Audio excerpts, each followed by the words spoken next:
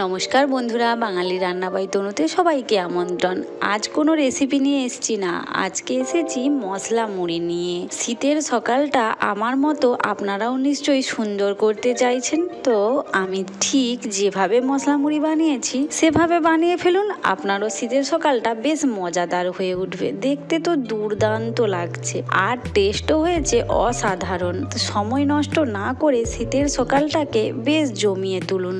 এখানে আমি শসা কুচি নিয়েছি বেশ কিছুটা, তার সাথে নিয়েছি গাজর, শসা, পেঁয়াজ, সমস্ত উপকরণগুলো আমি খুব ছোট্ট ছোট্ট সরু সরু করে কেটে নিয়েছি। সাথে দিয়েছি টমেটো কুচি, আদা কুচি, মটরশুঁটি, ধনে পাতা, সমস্ত কিছু দেওয়ার পর দিলাম কাঁচা লঙ্কাটা তো নিজেদের স্বাদ মতো দিতে হবে। এখানে দিয়েছি আমি বিট নুন, স্বাদটা দুর্দান্ত আনার জন্য। যদি হাতের কাছে বিট নুন না থাকে তো সাদা নুনও দিতে পারেন। আমি নুন দেওয়ার পর সবজিগুলোকে বেশ ভালোভাবে মিশিয়ে নিয়েছি। দিয়ে দিলাম পরিমাণ মতো মুড়ি।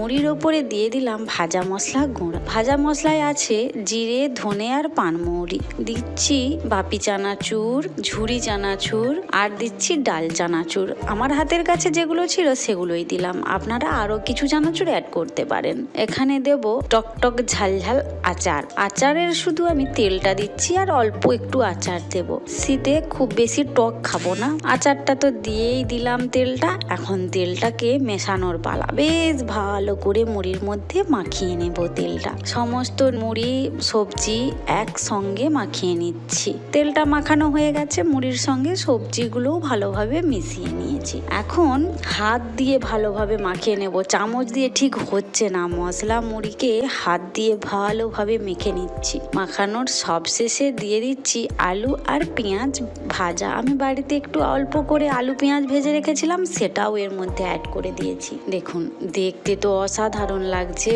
দারুণ স্বাদের টেস্টি হয়েছে। এই দুর্দান্ত মশলা মুড়ি বাড়িতে বানান আর শীতের সকালটাকে সুন্দর করে তুলুন।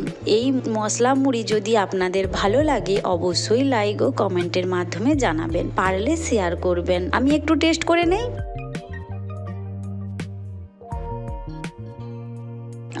দুর্দান্ত স্বাদের খেতে লাগছে।